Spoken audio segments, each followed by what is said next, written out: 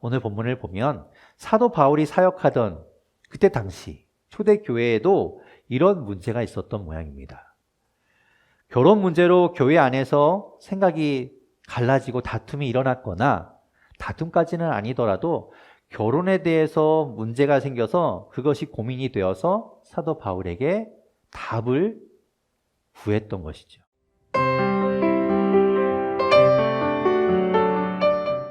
결혼, 오늘 이야기는 결혼에 대한 이야기죠. 결혼은 한 사람에 있어서 아주 중요한 사건입니다. 그 사람의 인생을 결정짓는 사건이지요. 하지만 이게 시대가 갈수록 결혼에 대한 인식들은 변하고 있는 것을 보게 됩니다. 제가 이 결혼에 대한 인식을 알아보기 위해서 통계청에 들어가서 자료를 살펴보다 보니까 결혼을 꼭 해야 한다는 생각이 시대가 갈수록 전 연령대에서 조금씩 줄어가는 것이 눈에 보였습니다. 하지만 웬일인지 2020년에는 그 수치가 조금 상승하더라고요. 결혼을 해야 한다는 생각이 앞으로 계속해서 이제 반전을 통해 증가하게 될지는 알 수 없지만 10년 전에 비하면, 예전에 비하면 결혼을 해야 한다는 생각이 많이 줄었다는 것이 눈에 보입니다. 그런데 제가 이 결혼에 대한 통계를 찾아보다가 관심 있게 보게 된 내용은 자녀 세대와 부모 세대 간의 이 결혼에 대한 인식 차이가 존재하더라는 것이죠. 이 자료를 한번 볼까요? 통계청 자료를 보면 10대, 20대에서는 결혼을 해야 한다라는 의견보다도 해도 좋고 안 해도 좋고 이런 마음을 가지고 있는 사람들의 의견이 훨씬 많았습니다. 50%를 넘죠. 과반수 넘게 그런 마음을 갖고 있는 걸 볼 수 있습니다. 그런데 부모 세대인 50대 이후를 보게 되면 결혼을 해야 한다는 그런 의견을 가지신 분들이 50% 이상이 됩니다. 특히 60대 이상에서는 70% 넘는 분들이 결혼해야 한다라는 의견을 이야기하셨습니다. 10대, 20대의 젊은이들은 딱히 결혼을 꼭 해야 한다라는 그런 생각이 없다는 거죠.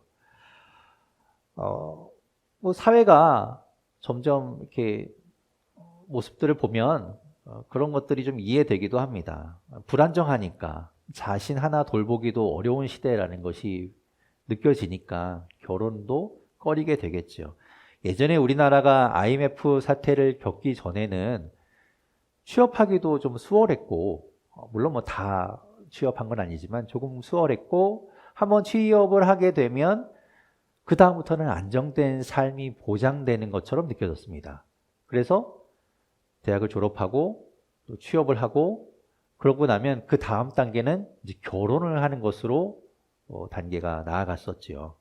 하지만 지금은 어떻습니까? 지금은 취업하기도 어렵고, 취업한다고 해도 그 취업한 직장이 평생 안정을 보장해 주지는 않지요. 그런 상황이다 보니까 결혼을 꼭 해야 한다는 이런 당위성이 힘을 잃고 있습니다.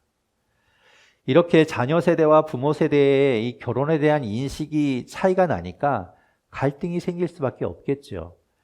쉽게 말해서 자녀들은 그렇게 꼭 결혼할 마음이 없는데 부모님들은 볼 때마다 결혼하라고 닥달을 하는 겁니다. 우리가 이제 TV 같은 데서 보면 좀 혼기가 이제 나이가 좀 있는 분들한테는 꽤 부모님들이 계속해서 이야기하다 보면 기승전 결혼 이야기로 이제 빠지게 되는 것을 보지 않습니까? 그래서 청년들은 명절에 어른들 만나는 걸 꺼려하지요. 결혼 언제 하냐? 이런 것들 자꾸 물어보니까 난감해서 말이죠. 이 간극이, 이 차이가 좁혀질 수 있을까? 저는 불가능할 것 같은 생각이 듭니다. 왜냐하면 그 사이의 간격은 결혼을 해서 이미 살아본 경험과 아직 결혼하지 않고 상상만으로 한 그 생각의 차이만큼이 벌어져 있기 때문이죠. 조금 좁혀지고 벌어질지는 몰라도 완전하게 일치하기는 불가능할 것 같다라고 생각이 됩니다. 그러다 보니까 예전에는 교회에서 결혼하지 않는 것을 두고 조금 나무라는 듯한 느낌을 받았습니다. 강단에서 설교자가 가끔 결혼에 대해서 아주 힘있게 강조하기도 했죠.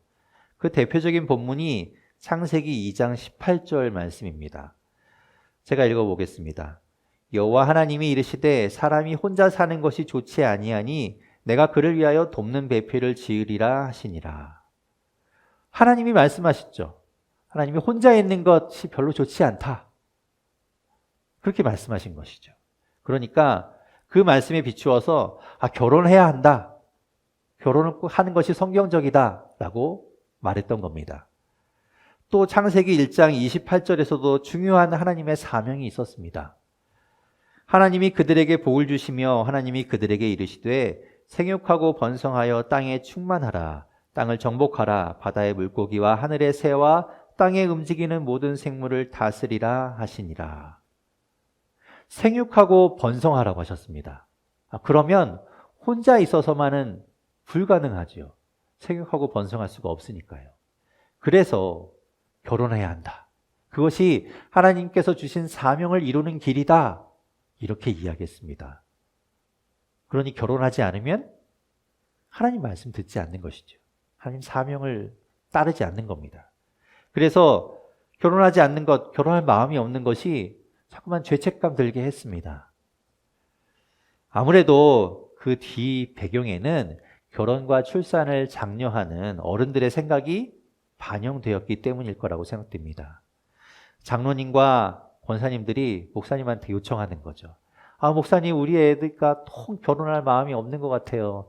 목사님이 좀 어떻게 좀 잘 좀 설득해 주세요. 이렇게 이야기해서 아마도 그런 마음을 가지고 이야기하셨을 수도 있지요. 오늘 본문을 보면 사도 바울이 사역하던 그때 당시 초대교회에도 이런 문제가 있었던 모양입니다. 결혼 문제로 교회 안에서 생각이 갈라지고 다툼이 일어났거나 다툼까지는 아니더라도 결혼에 대해서 문제가 생겨서 그것이 고민이 되어서 사도 바울에게 답을 구했던 것이죠. 고린도전서 7장 이 전체는 결혼과 이혼에 대한 사도 바울의 가르침으로 채워져 있습니다. 그 중에서 오늘 우리가 읽은 본문은 결혼해야 하는지 말아야 하는지 이것에 대한 본문을 이야기하고 있지요. 유대 사회에서는 가장인 아버지가 결혼에 대한 주도권을 가지고 있었습니다. 미혼 자녀는 아버지가 결정을 해야만 결혼할 수 있었습니다. 왜냐하면 아버지께 아직 속해 있었기 때문이지요. 출애굽기 22장 16절과 17절에 보면 율법은 이렇게 말씀하고 있습니다. 사람이 약혼하지 아니한 처녀를 꿰어 동침하였으면 납폐금을 주고 아내로 삼을 것이요 만일 처녀의 아버지가 딸을 그에게 주기를 거절하면 그는 처녀에게 납폐금으로 돈을 낼지니라. 그러니까 아버지가 결혼하는 것을 그 딸을 출가시키는 것을 허락하지 않으면 결혼이 어려웠다는 말입니다. 아버지에게 주도권이 있었다는 말이죠. 그런데 초대교회에서 어떤 문제가 생겼는가 하면 지난주에 말씀드렸던 것처럼 초대교회 안에 영지주의가 들어오게 되었던 겁니다. 그래서 사람들에게 혼란을 주기 시작하였습니다. 그 헬라 사상의 이원론에 영향을 받은 영지주의가 극단적인 두 경향으로 나뉘었다고 말씀드렸죠. 보이지 않는 영과 진리가 중요하고 이 육은 악한 것이기 때문에 두 가지 경향으로 나타났습니다. 어차피 악한 육체, 몸은 악한 것이니 그냥 악한 대로 마음껏 그렇게 악하게 두어도 된다.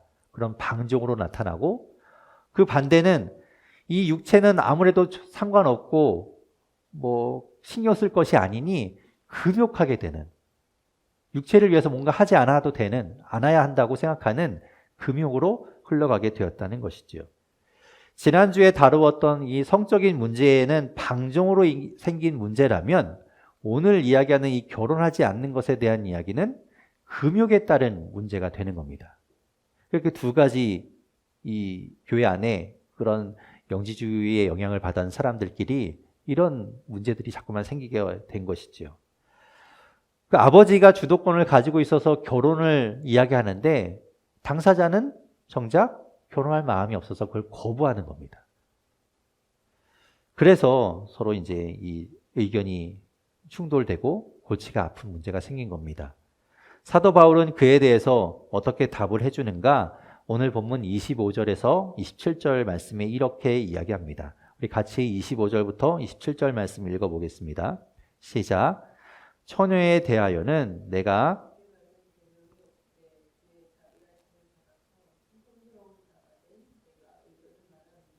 내 생각에는 이것이 좋으니 곧 임박한 환난으로 말미암아 사람이 그냥 지내는 것이 좋으니라. 내가 아내에게 매었느냐 노이기를 구하지 말며 아내에게서 노였느냐 아내를 구하지 말라. 사도 바울이 누구의 편을 들어주고 있는 것 같습니까? 결혼하지 않겠다는 쪽에 손을 들어주는 것처럼 보이죠. 아직 결혼하지 않았으면 그냥 혼자 지내는 것이 좋겠다. 이렇게 이야기합니다. 도대체 그는 무슨 근거로 그런 답을 줄까? 성경에 결혼하지 말라는 말씀이 있는가? 바울은 이야기합니다. 처녀에 대하여 내가 주께 받은 말씀은 없습니다. 주님이 결혼하는 것, 아직 미혼인 사람이 결혼하는 것에 대해서 이렇게 결혼해야 하는지 결혼하지 않아도 되는지 이런 것에 대해서 주님께서 말씀하신 것은 없다는 것이죠. 다만 주님께서 이혼에 대해서는 말씀하신 일이 있습니다. 그럼 이 말은 바울의 개인적인 생각 아닙니까? 성경에도 나와 있지 않고 주님이 말씀하시지도 않았는데 바울이 그냥 혼자 생각하는 것 아닙니까? 그런데 바울이 이야기하죠. 자신이 하나님을 무시하고 자신의 개인적인 의견을 말하는 것이 아니라는 겁니다. 바울이 말하기를 주의 자비하심으로 자신은 충성스러운 자가 되었다라고 말합니다. 주님께서 자신을 불쌍히 여기셔서 긍휼히 여기셔서 신실한 믿을 만한 자로 세우셨다는 것이죠. 그러니까 전혀 성경적이지 않은 자기만의 생각을 말하는 것이 아니라 그는 비록 주의 말씀이 직접적으로는 있지 않았지만 성령의 테두리 안에서 주의 생각 안에서 지금 말하고 있는 것이다. 그러니 믿을만 하다라고 이야기하는 겁니다. 이것이 오늘 제가 여러분과 함께 나누고 싶은 첫 번째 이야기입니다. 우리의 삶을 들여다보면 우리의 삶은 다 제각각의 삶입니다. 똑같은 삶을 사는 사람은 아무도 없지요. 전 세계 인구가 77억 명이라고 하는데 전 세계에는 77억 개의 인생, 삶이 있는 겁니다. 그 모든 77억 개의 상황과 삶에 대해서 하나님이 하나하나 조목조목 말씀하고 있지는 않습니다. 우리 손에 있는 하나님의 말씀, 그 말씀 안에는 그 모든 것들이 다 나와 있지는 않다라는 말이죠. 그렇다면 내 문제, 내 삶에 있어서의 그 문제를 도대체 어떻게 해야 하는가? 답은 도대체 어디 가서 구해야 하는가? 성경에 나오지 않으니 이 바울에게 물었던 것처럼 목사에게 가서 물어야 하는가? 답은 하나님의 말씀, 그 테두리 안에서 판단해야 한다는 겁니다. 하나님은 내가 어떤 결정하기를 원하실까? 내가 어떤 결정을 하는 것이 하나님을 기쁘게 하는 것일까? 하나님이 그것을 기뻐하실까? 그것을 생각하며 결정해야 한다는 것이죠. 그런데 도대체가 하나님과 이야기해 본 일도 없고 내가 하나님이 어떤 마음을 가지고 계신지 어떤 것을 하나님께서 원하실지 모른다면 결정하기가 어렵겠지요. 성경을 통해서 하나님을 알아가야 하는 이유가 여기 있는 겁니다. 성경 안에 하나님의 말씀 가운데 하나님이 어떤 분인가, 하나님이 원하시는 것, 하나님의 마음은 무엇인가를 알아가야만 그 안에서 우리가 결정해 나갈 수 있는 것입니다. 비록 하나님께서 일일이 말씀하시지는 않았지만 이렇게 하는 것은 하나님께서 기뻐하시겠구나, 하나님이 이것을 원하시겠구나 라며 결정할 수 있다는 것이죠.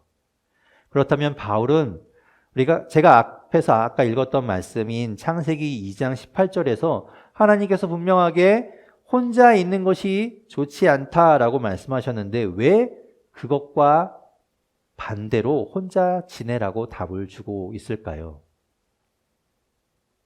그것은 26절에 있는 것처럼 임박한 환난이라는 조건 때문입니다. 곧 다가올 어려움이 있다는 것이죠. 그것이 로마의 박해가 되었건 임박한 종말이 되었건 이제 곧 환난의 때가 다가올 것인데 그때가 되면 가족이 있어서 챙겨야 할 사람이 있는 것보다는 차라리 그 어려움을 견뎌내기엔 혼자 있는 것이 낫지 않겠는가라고 이야기하는 겁니다. 분명히 하나님은 혼자 있는 것이 좋지 않다고 말씀하셨지만 상황에 따라서 그리고 각 사람에 따라서 다를 수 있다고 이야기하는 겁니다. 동일하지 않다는 것이죠. 언제나 어느 상황에서든지 무조건 그렇게 해야 하는 것은 아니라는 겁니다. 실제로 바울은 혼자 살았습니다. 우리가 하나님의 말씀에 비춰서 답을 구하기는 하지만 그 말씀을 그대로 지금 가져와서 누구에게나 동일하게 적용해야 하는 것은 아니라는 겁니다. 특히나 우리의 삶에 있어서 시대적이고 문화적인 것에 있어서는 더욱 그렇죠. 시대 상황이 다르고 주어진 여건이 다르니까 그것을 그대로 적용하기는 어렵다는 이야기입니다. 그러니까 하나님의 말씀이라고 해서 성경을 그대로 문자 그대로 가져와서 지금에 적용하는 것은 무리가 있을 수 있다는 말입니다. 상황에 따라서 시대에 따라서 유연하게 적용해야 한다는 것이죠. 지금 우리는 코로나 시대에 그런 것들을 경험하고 있습니다. 하나님께서 거하시는 성전에 와서 제사하라고 하셨습니다. 하지만 지금과 같은 이 코로나 상황 속에서도 꼭 교회라는 장소를 고집해서 교회에 와서만 예배 드리는 것은 너무나 문자적인 해석이 된다는 것이죠. 우리가 앞에서 찬양하였듯이 내가 서 있는 곳 어디서나 하나님을 예배하는 것이 더 중요하다는 말입니다. 코로나가 그것을 깨닫게 해주었습니다. 장소가 중요하지 않다. 어디서든 하나님을 예배하는 것이 더 중요하다.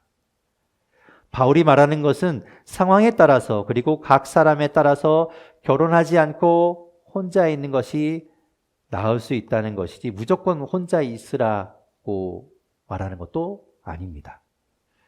그러니까 괜히 오해해서 오늘 말씀에 있는 것처럼 이미 결혼한 사람이 나 이미 결혼했는데 그러면 혼자 있어야 되는 것 아닌가 그렇게 생각하지 말라고 이야기하죠.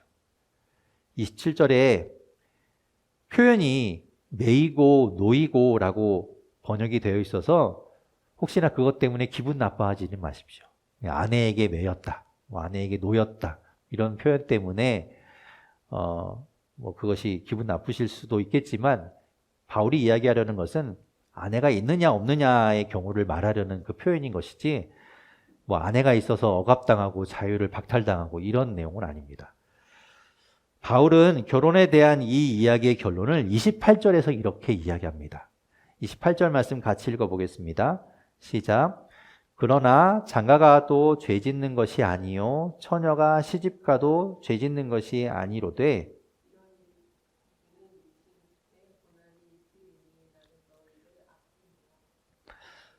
바울은 아끼는 마음으로 이야기한다는 겁니다. 고난이 있을 때 아까 말씀드린 것처럼 가족이 있어서 그 고난이 더욱더 힘들어지지 않을까 걱정이 돼서 한다는 이야기죠. 결혼하지 않는다고 해서 하나님의 말씀을 어기는 것도 아니고 결혼한다고 해서 그것 또한 잘못된 것이 아니라는 겁니다. 여기서 죄 짓는다라는 뜻의 이 헬라어 하마르티노는 우리가 잘 아는 그 죄라는 헬라어 하마르티아, 이 관역을 향해서 활을 쏘았을 때 그 관역을 벗어난 화살, 그것이 죄라고 이야기했죠. 그것과 그 단어와 관련된 단어입니다. 결혼하는 것과 안 하는 것은 하나님의 말씀을 어기는 것, 하나님의 섭리를 벗어나는 그런 죄가 아니라는 것입니다. 그것이 죄의 문제가 아니기 때문에 지금 사도 바울은 그런 것으로 생각하지 말라고 이야기하는 겁니다. 다만 박해와 핍박 속에서 어려움이 더해질까 봐 하는 이야기다. 이렇게 이야기하죠. 저는 오늘 설교의 제목을 매이면 고난이라고 정했습니다. 바울의 표현을 따라서 제가 결혼하고 결혼에 매이는 것이 고난이다라고 말하려는 뜻은 아닙니다. 그런 뜻으로 이야기하면 저에겐 진짜 고난이 다가오겠죠. 그러면 왜 이렇게 제목을 지었느냐면 그런 죄도 아닌 것에 매이면 반드시 해야 하는 것이 아닌데도 불구하고 그것에 매이면 그것이 바로 고난의 시작이라는 겁니다. 그것이 오늘 제가 여러분과 함께 나누고 싶은 두 번째 이야기입니다. 정말 중요하지도 않은 것에 목숨을 걸고 그것이 목표가 되고 그것이 전부가 되면 오히려 자기가 올가미에 걸리는 셈이 되는 겁니다. 그렇게 사소한 것, 문자 그대로의 것에 목숨을 걸었던 사람들이 있었지요. 우리가 성경에서 보았던 바리새인과 서기관들이 그런 대표적인 사람들이었습니다. 자신들이 지키는 하나님의 말씀이 무엇을 의미하는지 그런 것들은 중요하지 않았습니다. 다만 그것을 그대로, 문자 그대로 지키는가가 그들에게는 더 중요했습니다. 예수님께서 계속해서 그들의 그 생각을 깨쳐 주시려고 말씀하셨죠. 안식일을 지켰느냐 안 지켰느냐 그것에만 가치를 두는 그들에게 예수님은 마가복음 2장 27절에서 이렇게 말씀하셨습니다. 또 가라사대 안식일은 사람을 위하여 있는 것이요 사람이 안식일을 위하여 있는 것이 아니니 그들에게 이야기하죠. 너희가 안식일을 반드시 철저하게 지키는가 안 지키는가를 가지고 이야기하지만 그 안식일은 사람을 위해 있는 것이다. 그 의미는 그것이다 라고 말씀해 주는 겁니다. 여러분, 글자에 매이지 마십시오. 하나님의 마음을 아는 것이 먼저고 그 마음을 따라서 우리의 삶에 적용하며 살아가는 것이 중요합니다. 글자 그대로가 아니고 말이죠. 그래서 사도 바울은 이야기한 결론을 적용하며 매이지 않는 삶을 살라고 이렇게 이야기합니다. 그것이 오늘 본문 29절에서 31절까지의 말씀입니다. 우리 같이 29절에서 31절까지 말씀 읽어보겠습니다. 시작. 형제들아 내가 이 말을 하노니 그때가 단축하여진 고로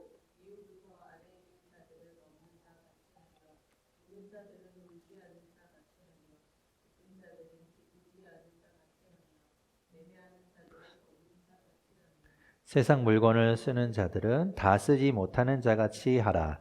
이 세상의 외형은 지나감이라. 아멘. 바울은 이야기합니다. 그때가 단축하여진 고로. 하나님이 정하신 때, 하나님의 때, 카이로스. 그것이 얼마 남지 않았다라고 이야기하죠. 또한 31절에 말하는 것처럼 이 세상의 외형, 모양, 그리고 보이는 것들, 그 모든 것들은 다 지나가고 사라지게 될 것이다.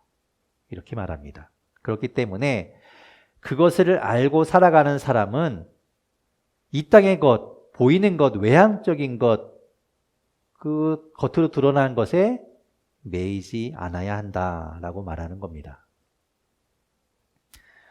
결혼한 사람이 결혼하지 않은 것처럼 총각행세하고 다니라는 것이 아니라 결혼한 사람이 배우자와 가족에게 소홀하라는 것이 아니라 결혼이라는 제도에 너무 얽매일 필요가 없다라고 이야기하는 겁니다. 이제 환란이 다가온다고 하는데 혼자 있는 것이 좋다고 바울이 이야기하는데 난 이미 결혼했으니 어떡하지? 난 이미 긁는 것인가? 결혼했기 때문에 끝난 것이 아니라 오히려 결혼했다면 그것이 더 좋은 일, 더 유익한 일, 가족과 함께 가족을 통해서 그 어려움을 이겨내는데 더 좋은 영향력을 끼치는 기회와 발판으로 삼으면 되겠지요. 살다 보면 울어야 되는 일을 만납니다. 하지만 그 울어야 되는 일, 그 상황에 매이지 말라고 말하는 겁니다. 기쁜 일도 있겠지요. 기쁜 일이 있을 때 그 기쁨을 누리되 그것이 마치 전부인 것처럼 교만하거나 나태하지는 말라고 이야기하는 겁니다. 바울이 무감각해져라, 금욕해라 라고 말하는 것이 아니죠. 그것이 전부가 아니다라는 겁니다. 그것이 삶의 목표가 되어서도 안 되고 그것에 전부 매여서도 안 된다고 말하는 겁니다. 왜냐하면 다 변하고 없어지고 사라질 것이니까요. 무엇인가를 사서 쓰는 사람, 그 사람도 그것을 삶의 목표로 삼는 것은 어리석은 일이라고 말하는 겁니다. 활용하되 그것이 전부가 아니라 그것 또한 지나가고 사라질 것이라고 보아야 한다는 것이죠. 오늘 사도 바울이 우리에게 들려주는 말씀은 이 땅에서 우리가 살아가면서 이 땅에는 제도와 전통과 관념과 물질에 매일 필요가 없음을 강조하는 말씀입니다. 결혼했으면 좋고 안 했으면 또 어떻습니까? 상황에 따라서 각자에 따라서 주어진 삶을 살아가면 되는 겁니다.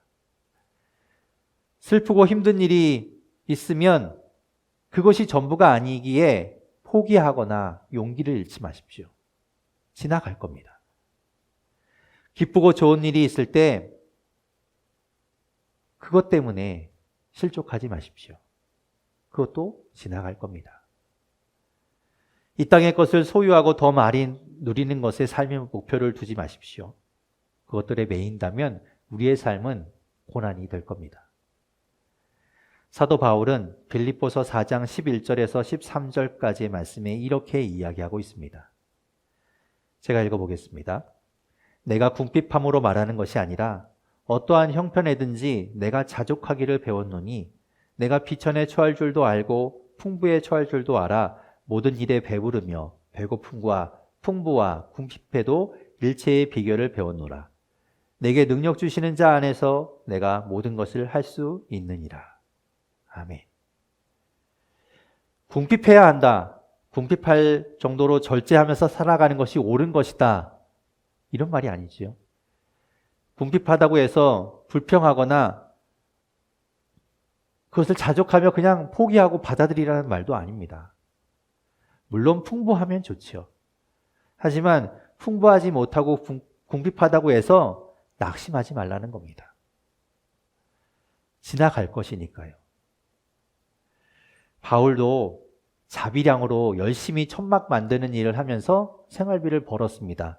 하지만 누군가가 도움을 주면 그것을 또 기쁘게 감사하며 받았습니다. 궁핍하고 어려울 때 도와줄 수 있으면 도와주고 도움 받을 수 있으면 도움 받으면 되는 것이죠.